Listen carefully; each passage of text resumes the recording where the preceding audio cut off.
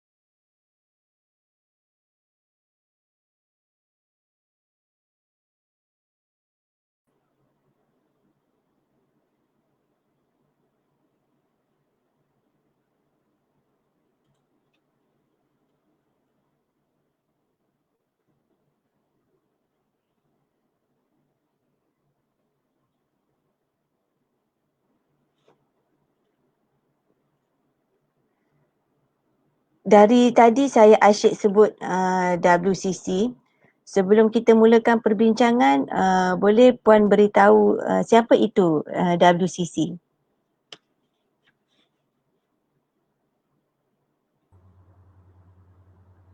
Assalamualaikum Puan Najwa.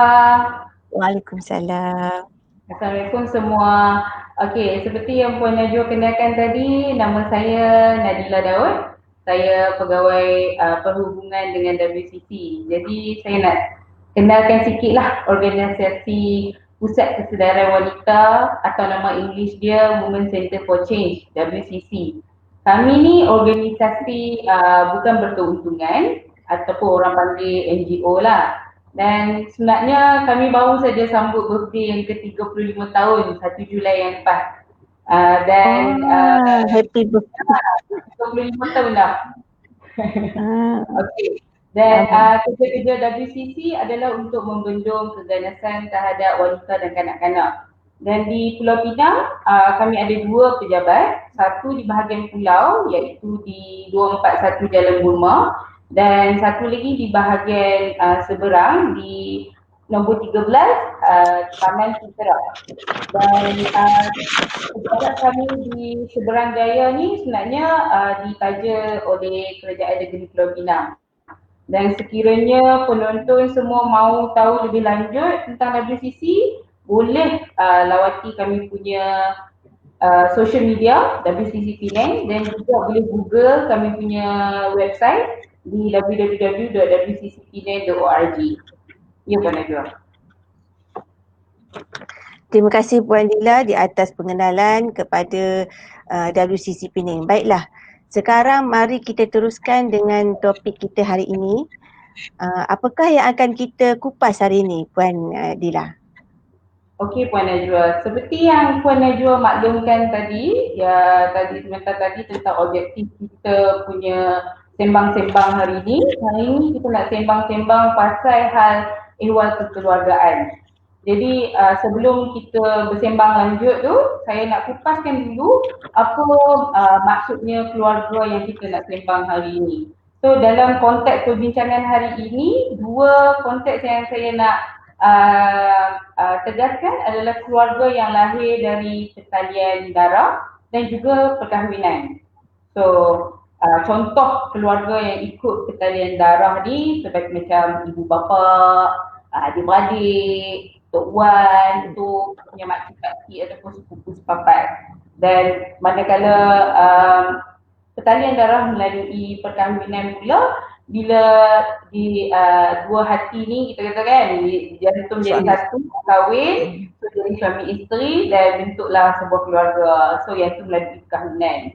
Dan dalam perkahwinan ni, dalam berkeluarga ni, kita mesti kita impikan keluarga kita yang seronok, yang harmoni, yang best, yang gila, yang betul tak Puan Najwa? Ya, betul sangat. Jadi untuk dapat yang keluarga yang macam ni, penting untuk sesebuah keluarga tu kena ada satu percaya, satu sokong terhadap antara satu sama lain. Sokong yang macam mana saya nak maksudkan dalam konteks perbincangan sembang-sembang kita hari ini adalah kalau ada perbezaan pendapat ataupun ada kekangan. Saya bagi contoh, kita ambil contoh kita, anak kita lemah dalam pelajaran matematik. Katakanlah Kak Kiah ni dia nak hantar, kita guna Kak Kiah kita nak hantar pergi tuition. Sebab anak lemah matematik, jadi dia nak hantar pergi tuition. Tapi suami dia, Abang Non ni dia ada banyak kekangan, dia tak cukup duit. So pendapatan bulanan ni limited. So maknanya ada tahap tertentu lah. Jadi apa yang mereka nak buat? Macam nak selesai kekangan ni? Patutkah dua-dua berbincang ataupun patut dua-dua macam tak boleh kena hantar juga anak juga, mesti kena hantar juga. So ataupun dua-dua muncung, tak ada penyelesaian.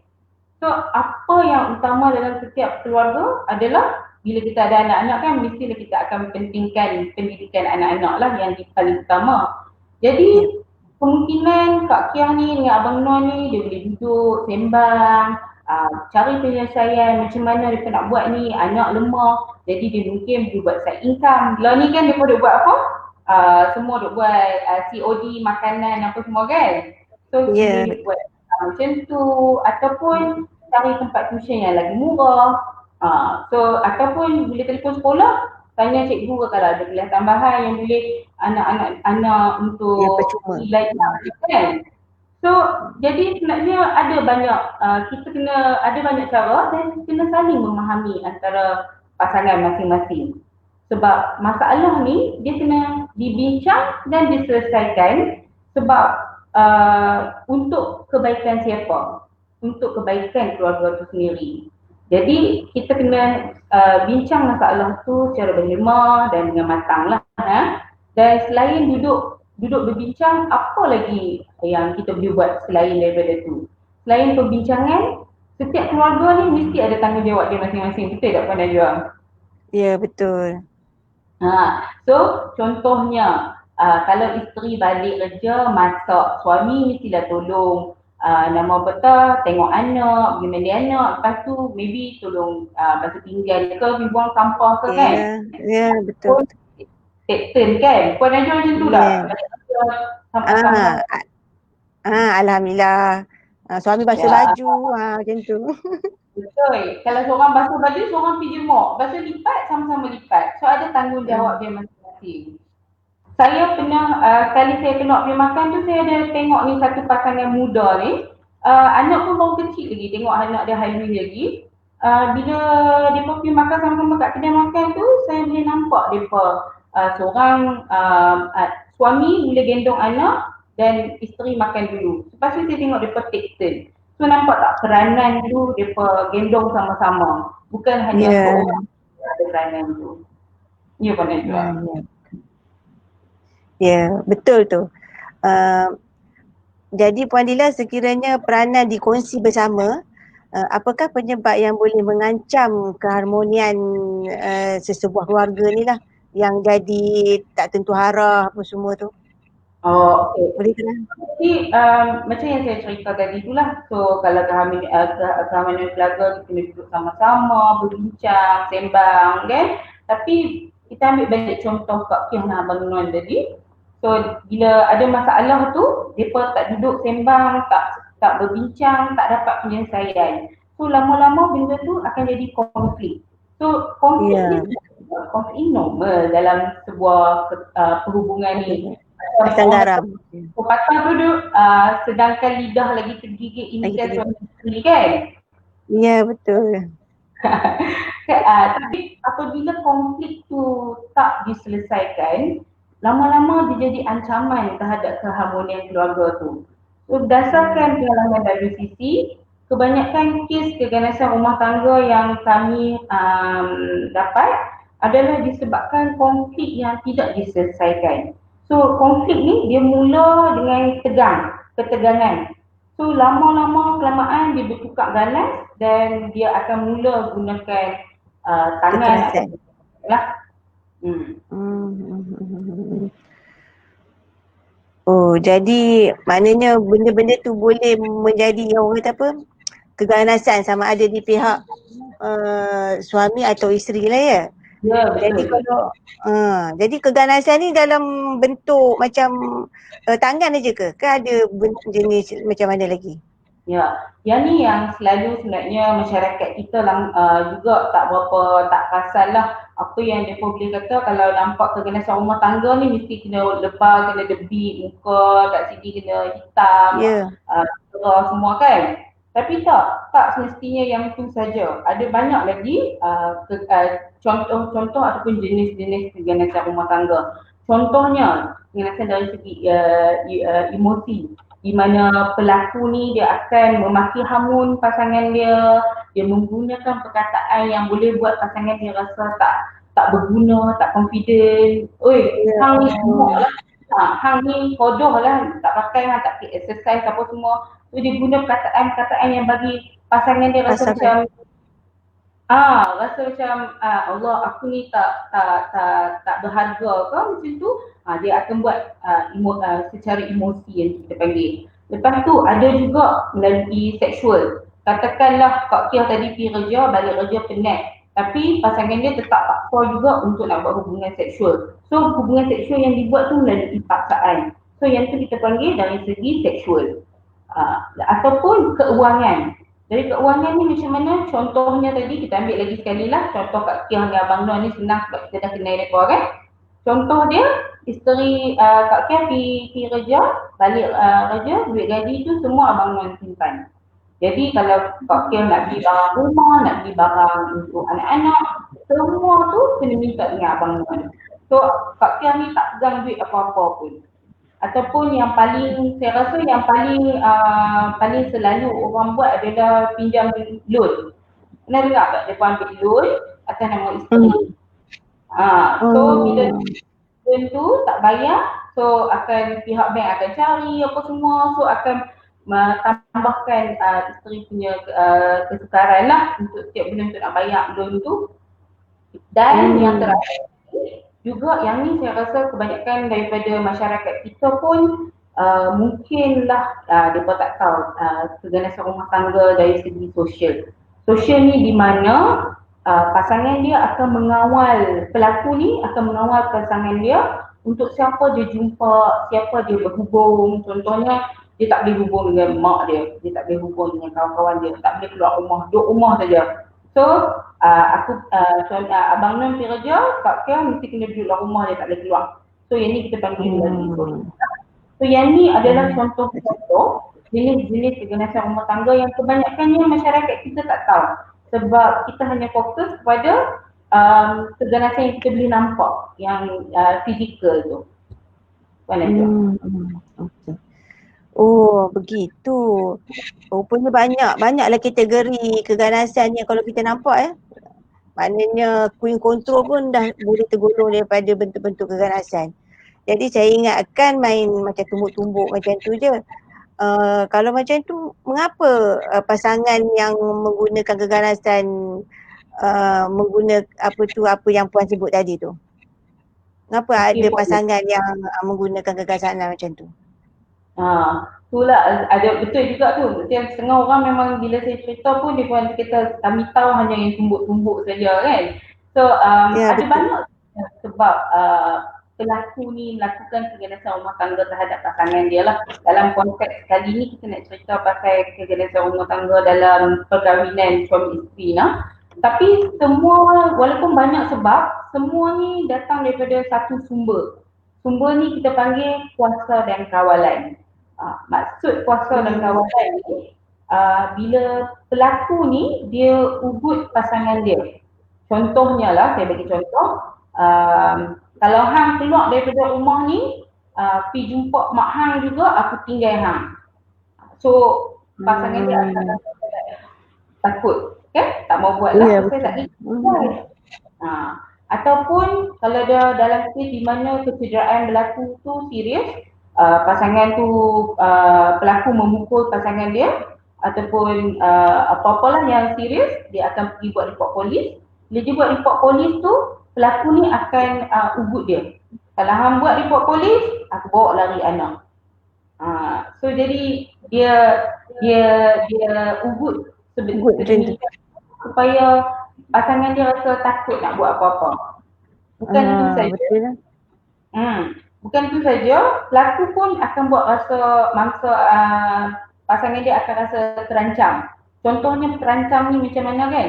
Dia nanti pelaku ni duduk jauh, lepas tu dia nanti tengok, mata tu nanti jeli. So buat rasa macam pasangan dia akan rasa macam rasa was-was, rasa takut. Kan? Kalau kita ada pemati. Kita macam dia pun rasa berdebak juga lah kan? Ataupun dia nak pukul. Tangan lagi. Aku pukul lagi. Dia tak buat pun, tapi dia acah nak pukul. Itu buat. Kalau saya buat macam tu, mesti kenapa nak pukul kan? Ya, betul. Macam tu. So yang ni buat pasangan dia akan rasa terancam. Dan bukan tu saja, macam saya kata tadi kan, dia guna perkataan tu, dia boleh maki-maki hamun kan. Contohnya dia kata, hang ni gemuk, kalau aku cerai hang, tak siapa pun nak kahwin dengan hang. So dia akan buat rasa, dia akan buat jatuh maruah jatuh ni. Maruah betul. Maruah tu rasa macam terguris, terhiris, macam itulah. So dia akan buat pasangan dia rasa macam tak bermaya, tak ada siapa nak tolong. Tak pun dia selalu cakap dekat pasangan dia, kalau hang hampir habaq dekat siapa tak percaya hang. So dia akan buat masa pasangan dia tu akan rasa lemah. Sebab dia hanya nak kemahuan dia, pelaku ni sebagai seorang pelaku, dia mahu kemahuan dia dituruti. Dan pasangan dia tu akan rasa takut dengan apa yang dia buat, macam saya habaq tadi. Akan rasa takut dan dia akan ikut. So sebab tu dia panggil kuasa dan dia kawal. Kuasa dan kawalan tu. pun ada. Okey, kemungkinan juga dia macam bagi tunjuk juga cara supaya mangsa ni takut jugalah nak membagi tahu pada pihak berkuasa jugalah kan. Betul puan. Okey, daripada pengalaman yang Puan Dila pernah settle lah kan, pernah selesaikan, adakah keganasan rumah tangga ni hanya memberi kesan kepada pasangan saja? Mana yelah biasa suami isteri lah, dia tak melibatkan sekeliling macam mana? Okey, so kalau orang luar masyarakat kita selalunya dia akan tengok, dia akan kata kalau keganasan rumah tangga yang berlaku ni mesti dia punya kesan tu kepada orang yang kena tu lah. So dalam konteks ini dia cakap dalam perhubungan suami isteri, banyakkan kes kita memang isteri lah yang kena kan. So kita tengok memang mangsa ni isteri dia yang kena. Tapi sebenarnya ada orang lain lagi. Tapi saya akan pergi satu persatu sajalah. So orang yang pertama yang akan dapat kesan daripada keganasan rumah tangga ni macam Puan cakap tadi, memang pasangan dia. So pasangan yang dapat ni, macam mana kita nak nampak kesan dia? Kesan dia kita boleh nampak kadang-kadang yang cedera fizikal tu kita boleh nampak lah. Lebam. Kalau dari segi emosi lah, kita boleh nampak orang ni dia macam ada tekanan. Depressed. Dia depression, lepas tu dia rasa rendah diri, lepas tu dia bila kita nak berkawan dengan dia mungkin agak susah untuk kita nak pergi jadi kawan dia lah sebab dia rasa rendah diri tu, dia keyakinan diri dia tu memang rendah. Ya, so yang tu untuk mangsa. Tapi ada lagi mangsa yang ada lain-lain kesan yang kita kena kupas lebih lanjut, tapi yang ni contoh yang kecil yang saya boleh bagilah. Lepas tu selain tu, dalam keluarga tu, setiap keluarga kita yang kita ada kita tengok sekarang ni mesti ada anak-anak. So kemungkinan dalam keluarga tu ada anak. So jadi anak-anak ni akan tengok apa yang pasangan dia, mak bapak dia buat. Jadi anak-anak ni dia cepat untuk ikut kelakuan tersebut. So dia bila dia ganas, dia juga ada pergi sekolah pun ada masalah kat sekolah. Ini bukan saja orang dewasa, kanak-kanak pun boleh jadi depressed. Kan? Kita baca kita kan dekat kuat kamak ke apa kan, dia cakap anak-anak pun ada tekanan kalau dia tengok. Masalah tingkah laku kat sekolah tu lah. Sebab kanak-kanak ni dia jadikan ibu bapa dia sebagai contoh. Jadi bila dia apa yang dia tengok, dia akan ikut. Dan yang nombor 3 ni sebenarnya kesan ni juga kepada pendera. So jangan kita kata pendera ni tak ada kesan. Ada kesan kat dia. So contohnya keluarga dia pecah belah. Habis tu sebab dia duk buat keganasan rumah tangga ni, sifat dia jadi perengui. Perengui tak? Tu bahasa Penang. Pemarah tu kan. Orang tengok orang malas nak ambil tang, malas nak ambil peduli. So orang tak mau kawan dengan dia. Yang paling terkesan bila dia dipenjarakan. Kalau kes serius, dia dipenjarakan bila dapat hukuman lah.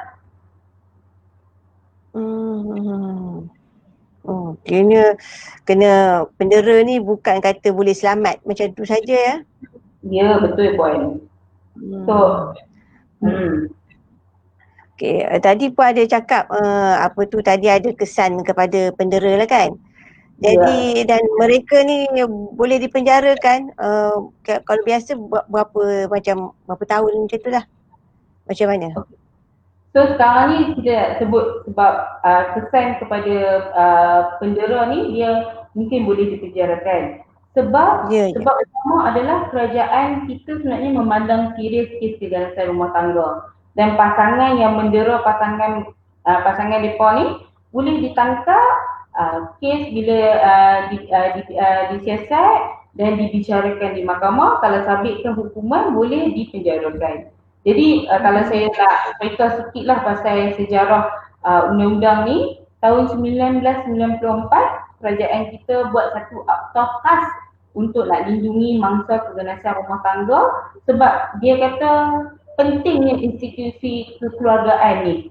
So kalau institusi kekeluargaan ni jadi ganas ke apa, akan bawa impact kesan dia tu akan berpanjangan.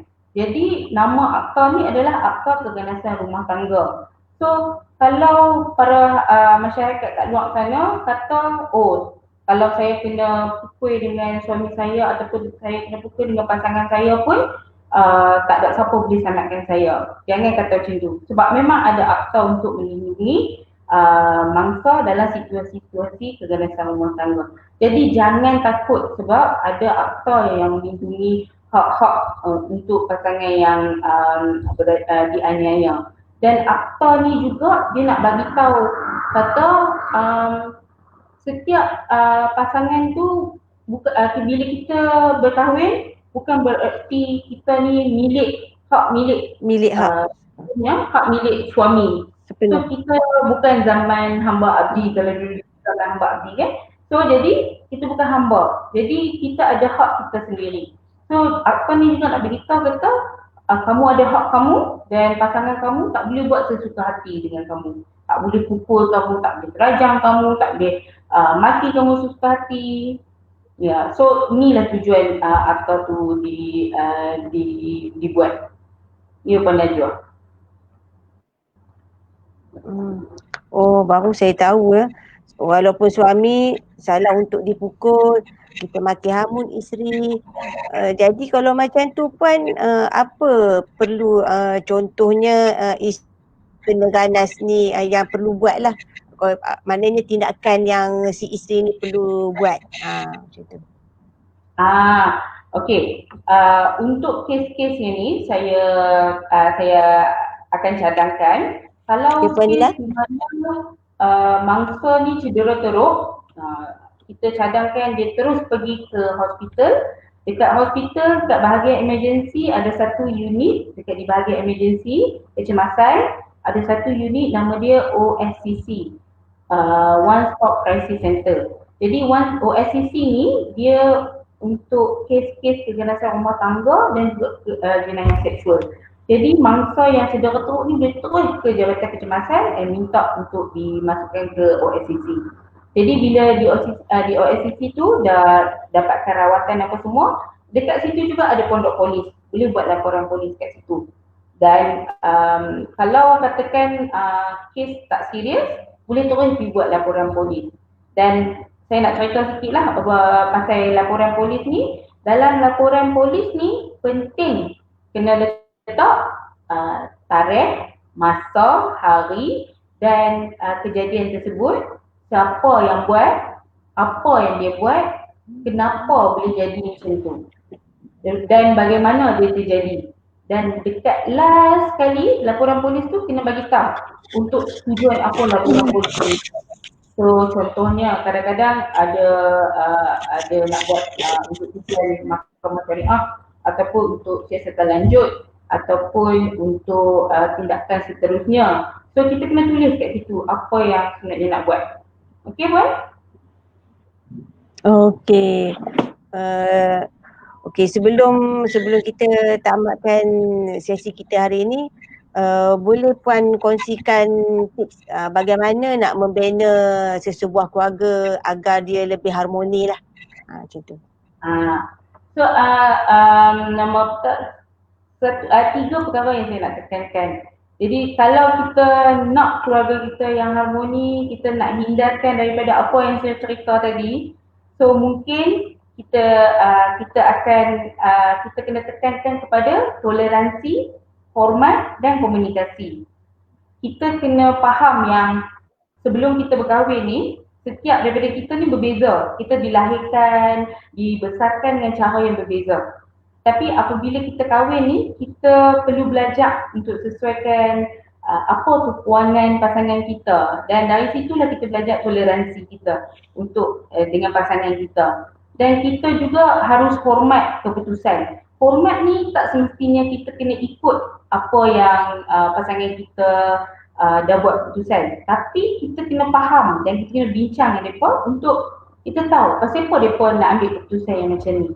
Dan kalau ada permasalahan tu sebelum sampai guna tangan, sampai yang konflik dah teruk dia yang tak boleh bincang tu, so mungkin berkomunikasi. Tanya pasangan kita pasal apa jadi macam ni, apa yang kita boleh buat untuk selesaikan masalah, cuba perbaiki masalah tu dan cuba dapatkan bantuan sebelum terlewat, sebelum perkara yang saya cakapkan tadi jadilah lah. Ni puan. Macam tu. Ada soalan ke daripada ni?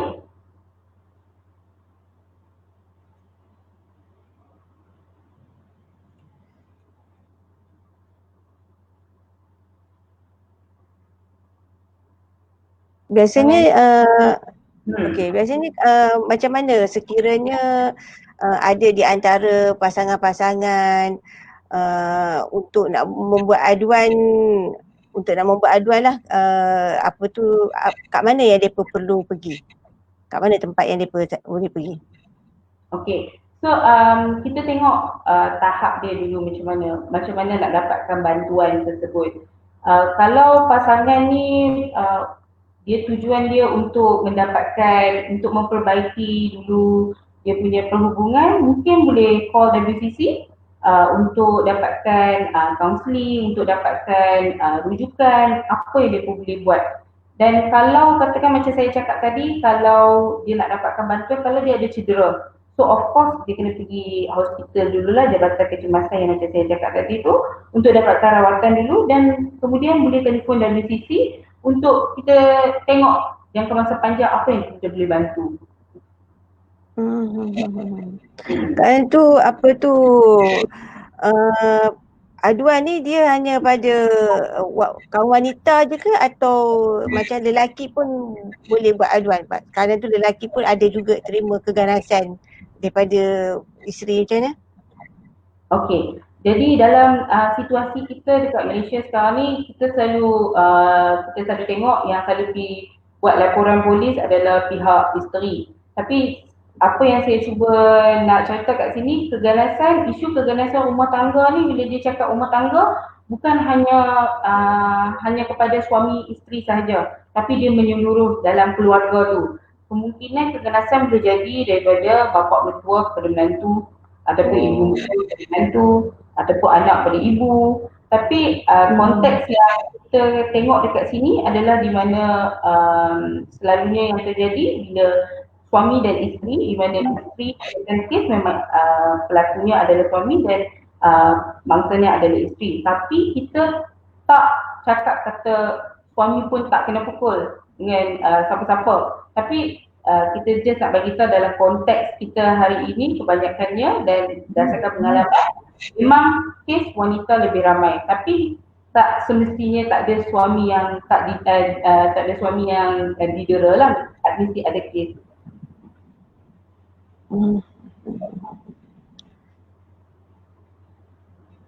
Ya, Puan Najwa. Saya ada baca kat sini, adakah ada ni ke?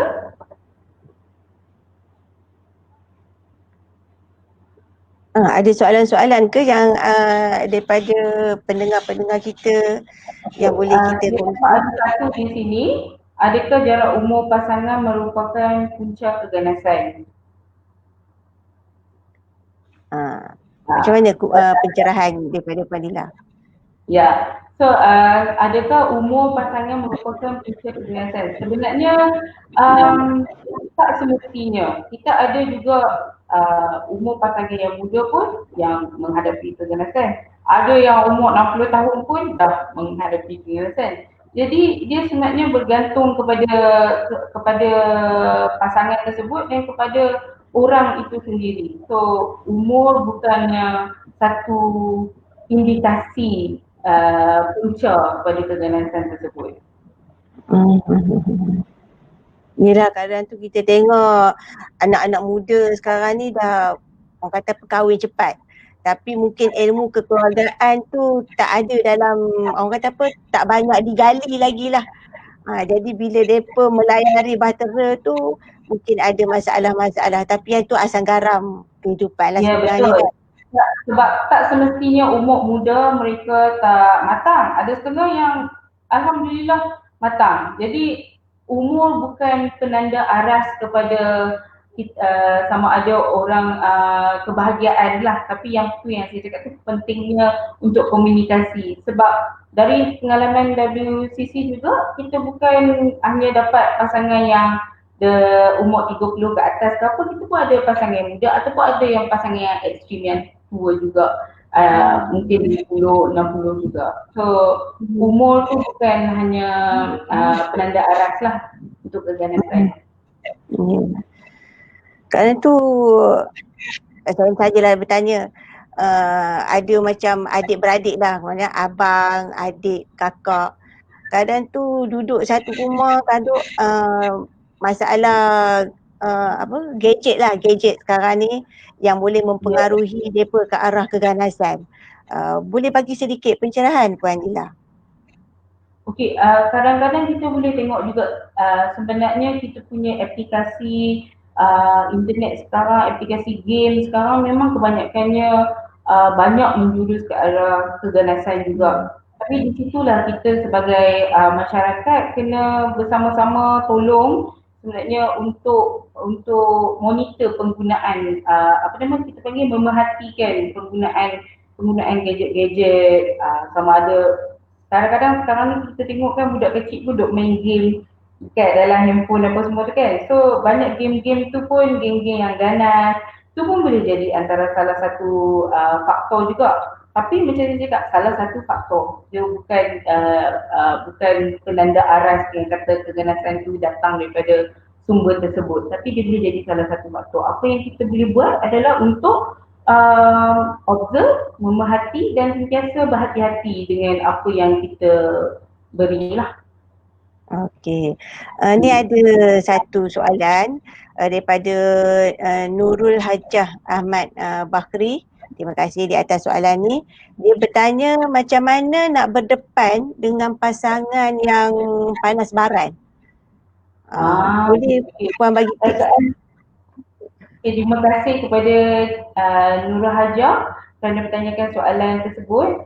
Okey, kita selalu memang kita berdasarkan pengalaman dari sisi memang kebanyakannya datang memang problem dia memang macam mana kalau pasangan yang panas baran lah. Jadi pasangan yang panas baran ni kita kena tahu level dia macam mana juga. So ada setengah pasangan panas baran ni kita boleh tengok dia boleh bincang, yang boleh bawa sembang macam ni. So panas baran ni still boleh kita bawa bincang, mungkin dia boleh perlukan orang kaunselor ataupun social worker untuk cakap, untuk jadi orang tengah, untuk jadi kalau dalam bahasa undang-undang saya mediasi lah, untuk jadi mediasi orang tengah. Tapi kalau pasangan yang memang tak boleh langsung kita bawa bincang, memang tak boleh langsung tegur ke apa ke, mungkin boleh dapatkan bantuan luar juga untuk pasangan tersebut yang panas baran ni. Sebab apa? Panas baran ni sikap dia maybe dia kena work, kena kerja, kita kena tengok dari segi pakar dia lah, macam mana dia boleh untuk nak kurangkan panas baran tersebut. Sebab kalau yang sampai tak boleh cakap apa ni susah lah kan untuk kita nak berkomunikasi pun. Jadi kita kena dapatkan bantuan. Contohnya boleh telefon WCC untuk dapatkan appointment untuk buat temu janji ke apa ke, untuk kita sembang dengan lebih lanjut macam mana kita nak bantu ni. Tapi terserah juga kepada pasangan yang menghadapi itulah, sama ada apa yang dia nak daripada perhubungan dia selepas itu. So kalau dia boleh tahan, dia nak cuba perbaiki, kita boleh bincang. Kalau dia tak boleh tahan, dia tak tahu apa nak buat, kita boleh bincang juga apa langkah-langkah seterusnya. Ni Puan Najwa. Ya.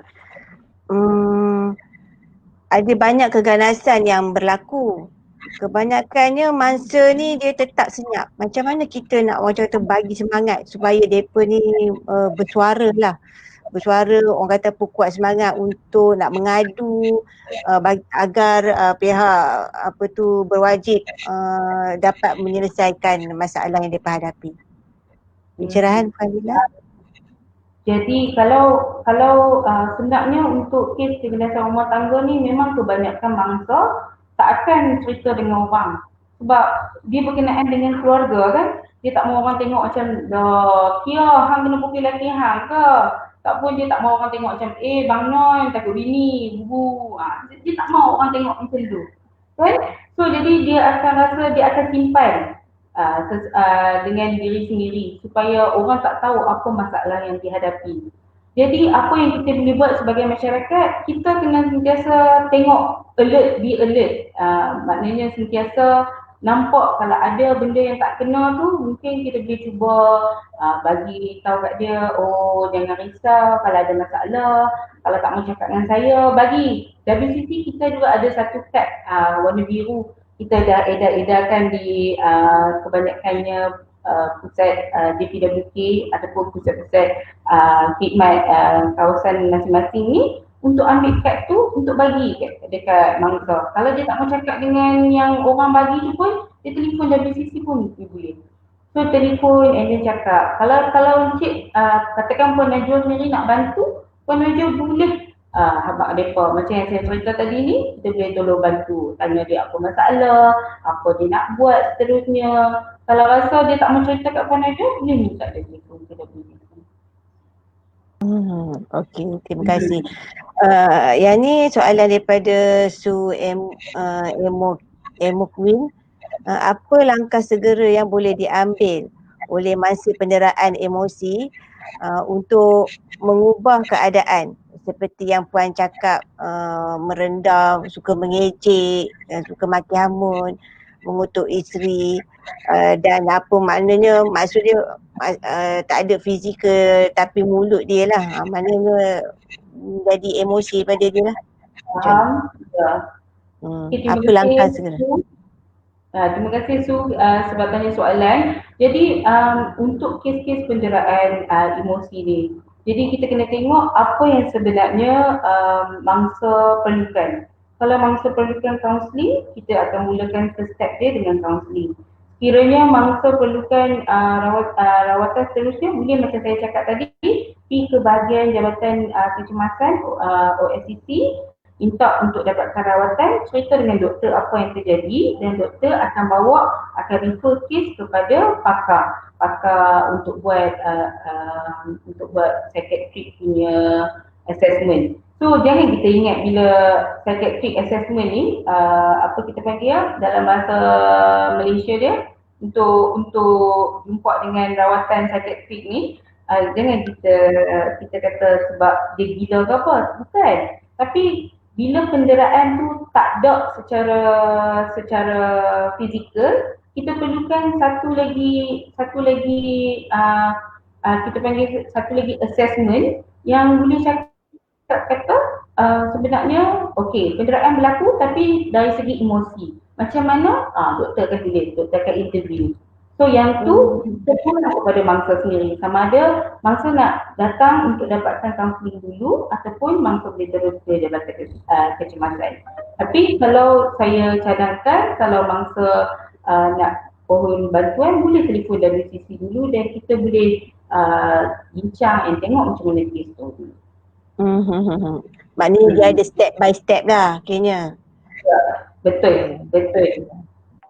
Okey, kita nak meraihkan soalan daripada Rafi di Kopi.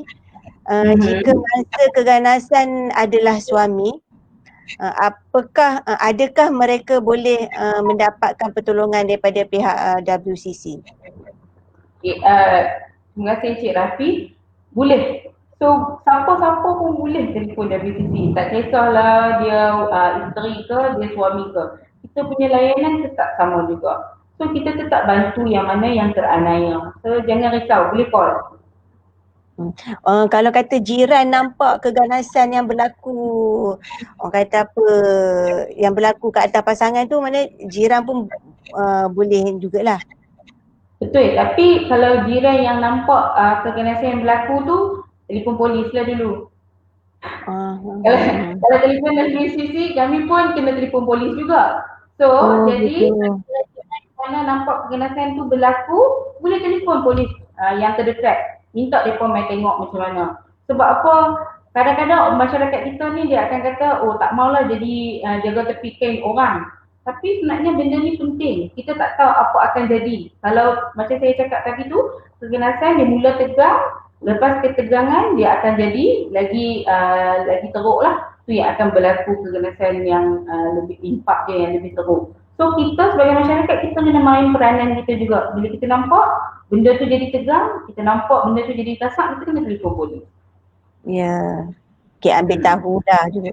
Okay, ni kita nak meraihkan lagi mungkin soalan yang last. Selalunya keganasan rumah tangga ni berlaku jika rumah tangga dah mencapai umur perkahwinan 5 tahun tu lah. Anak pun mungkin dah 2 atau 3. Sering terjadi keganasan rumah tangga, berlaku pergaduhan. So untuk nak mengelakkan daripada situasi ini terjadi, apa kaedah yang patut diambil oleh pasangan supaya dia tak berlarutan lah? Terima kasih Puan Akasha untuk soalan tersebut. Dia kata keganasan rumah tangga berlaku apabila sudah capai perkahwinan 5 atau ada anak-anak. So keganasan rumah tangga ni dia boleh berlaku pada bila-bila masa sebenarnya. Jadi macam yang saya cerita tadi yang awal juga, kalau dah kita nampak ada problem dalam satu perhubungan rumah tangga tu, jadi kita kena cepat-cepat dapatkan bantuan. Kalau contohnya Abang Non tak boleh terima orang isteri dia kritik dia, kita mungkin boleh minta tolong. Contohnya boleh telefon WCC untuk jadi saya cakap tadi orang tengah untuk tanya apa masalah untuk buat kaunseling, ataupun kalau dia nak call Puan Najwa untuk nak beritahu masalah, Puan Najwa boleh tolong untuk dengar. Kita kena dapatkan alternatif lain untuk masalah tersebut, untuk selesaikan masalah tersebut. Kalau katakan contohnya dalam family itu sendiri ada masalah tapi tak nak libatkan orang luar. So mungkin pasangan contohnya dalam kes tu, isteri boleh cakap sendiri ataupun cuba cara lain untuk cakap. Saya bagi contoh lah, paling contoh boleh ni, kalau suami tu balik kerja, buka baju dia tak mau letak dalam bakul, dia tinggal kat luar macam tu je. So kita sebagai isteri kita akan kata, abang baju tu boleh tak letak dalam bakul siap-siap, takkan tiap kali nak habaq. Bagi mereka dengar macam kita ni membebel, tapi mungkin kita boleh guna cara lain untuk bagi tahu, kata sayang, nampaknya macam baju tu masih dekat situ, mungkin sayang boleh tolong ambil dan letak dalam bakul tu ke. So kita kena cuba cara komunikasi yang lain. Kalau satu tak berjaya, mungkin kita yang cara lain. So mungkin kita boleh cuba kalau kita tak mau libatkan orang luar lah. Tapi kalau dah tak boleh juga, nak kena counseling juga, kita boleh telefon WCC juga. Kena guna bahasa lembut-lembut lah, sayang, ayang tu ya. Kadang-kadang tu bukan kita nak kata sayang, ayang tu bahasa yang untuk nak memujuk ke apa, tapi untuk kita cuba komunikasi dengan cara yang berbeza. So kalau kita cakap benda ni macam ni dia tak boleh dengar, kita cuba cakap dengan cara yang berlainan. So kita kena try and error, Mak Salim kata. Betul. Alhamdulillah ada orang kata apa, ada ni daripada soalan daripada luar juga. Jadi kita nak meraihkan lah stigma daripada Muyah Zakwan. Stigma dalam masyarakat masih menebal. Ni ayat orang tinggi ni. Masih malu untuk tampil jika ada berlaku keganasan. Jika suami atau isteri melayan pasangan masing-masing dengan teruk, mereka masih lagi berdiam diri. Kadang-kadang atas alasan ini mungkin ujian daripada Allah katanya kepada mereka. Apa nasihat Puan untuk mereka ni apa tu untuk mereka ni berdepanlah dengan masalah ni dan boleh mengadu kepada pihak yang boleh menyelesaikan masalah. Okey, untuk yang dalam situasi yang seperti Puan Muya gambarkan kepada kita ni, terima kasih Puan Muya sebab tanya juga soalan. Untuk situasi yang macam ni, kebanyakannya memang saya, ni yang selalu saya dengar lah dalam masyarakat kita kan. Kalau jadi kegenesan rumah tangga, mereka tak mau report sebab apa? Akan dalam agama kata kita kena taat, kita kena ikut yang ni dan nasib kita kena redha. Tapi semua tu sebenarnya apa yang kita diberitahu untuk ikut, tapi sebenarnya bukan apa yang betul-betul yang dimaksudkan. Contohnya melalui Al-Quran, dia tak ada cakap kita kena paksa orang untuk ikut kita dengan gunakan kekerasan. Kita tak boleh pukul orang sebab kita nak orang tu ikut kita. Termasuklah isteri ataupun pasangan kita tak boleh paksa pasangan kita untuk ikut kita sebab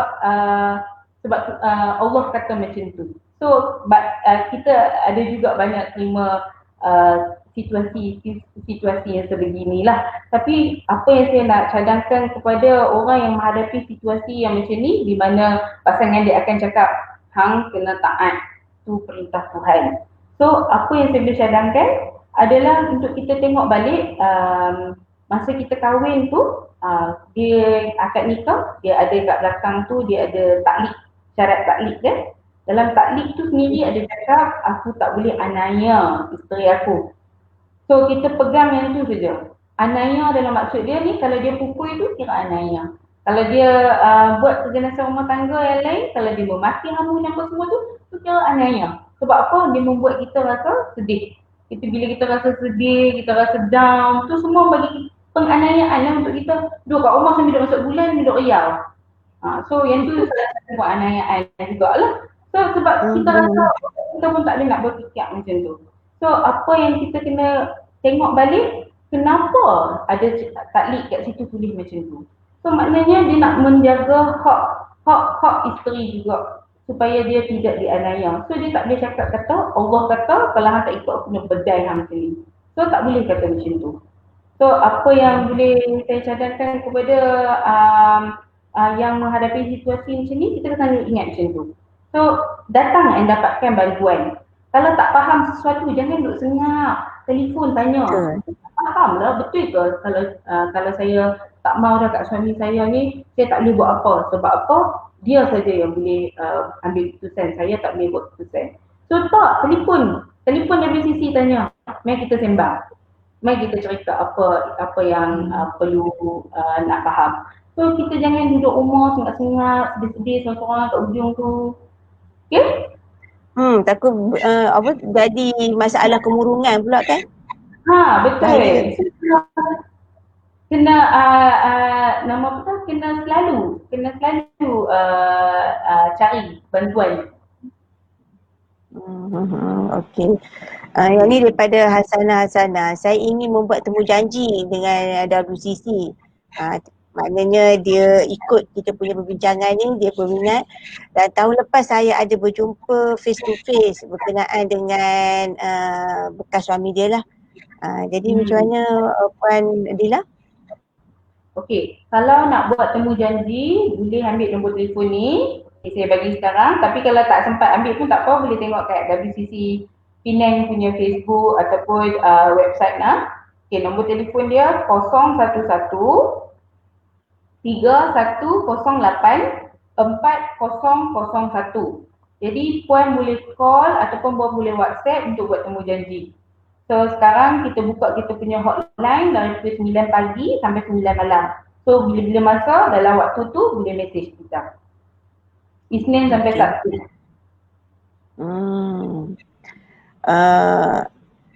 Berlian Ahmad Bustam, saya nak tahu apakah peranan-peranan utama WCC dalam menangani keganasan rumah tangga? Boleh bagi pencerahan? Ya, terima kasih Berlian.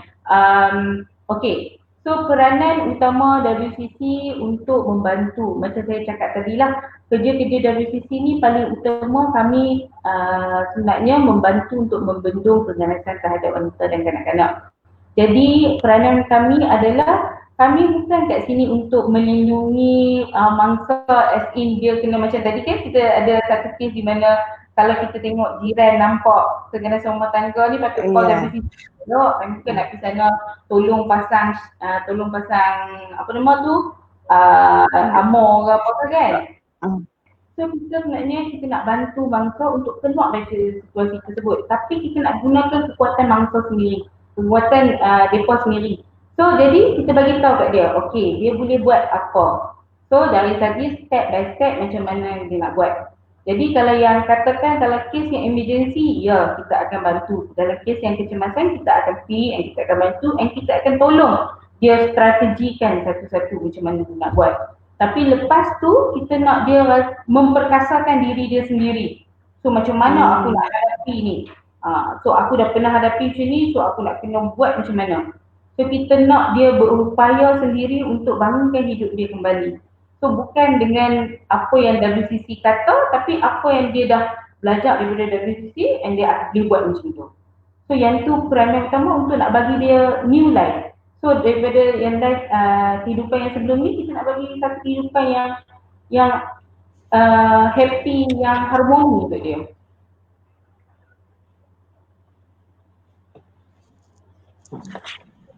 Boleh ke? Okey.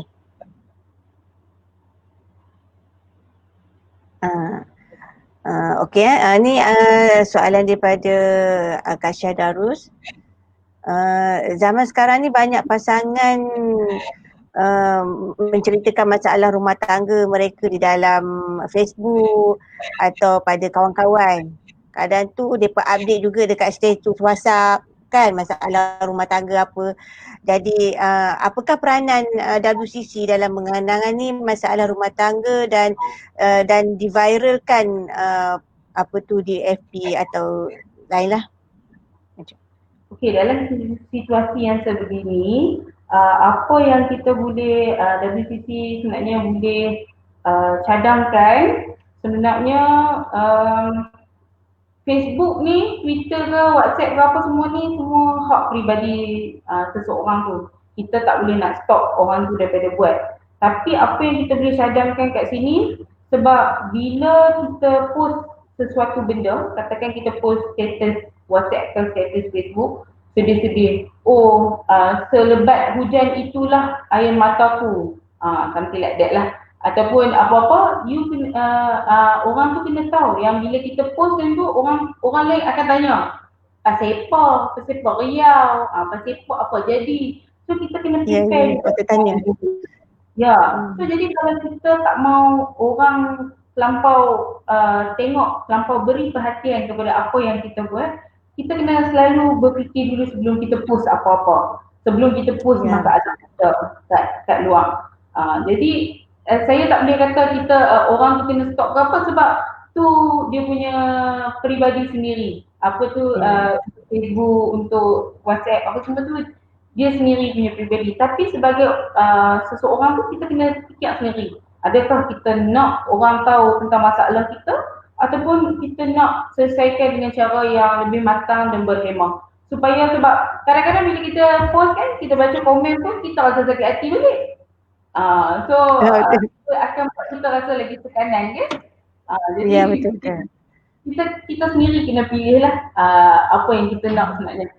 Tapi saya tak katalah jangan stop ke apa, tapi kita kena fikir lah apa yang kita nak. Okey. Kita pun dah berada di pengakhiran program kita sembang-sembang petang ini dan ingin dimaklumkan jika anda memerlukan sebarang pertanyaan dan konsultasi atau pertolongan boleh menghubungi WCC nombor telefon 04 228 0342. Dan terima kasih kepada WCC kerana menyediakan channel untuk mangsa penderaan tampil mendapatkan sokongan dan bantuan. Ya, terima kasih juga kepada tim JPWK sebab jemput WCC untuk sembang-sembang petang ni. Kat sini pun saya tengok dah hujan lebat kan, tapi semua masih lagi stay dengan kita sampai di akhir penghujung. Dan saya nak tambah kat sini hotline WCC, nombor yang saya bagi tadi tu 011-3108-4001. So jadi boleh WhatsApp 9 pagi, 9 petang, Isnin sampai Sabtu. Semoga ilmu yang kita dapat petang ini dapat dimanfaatkan kepada semualah. Terima kasih Fadila. Apa-apa lupa telefon WCC. Terima kasih Assalamualaikum. Salam sejahtera. Waalaikumsalam.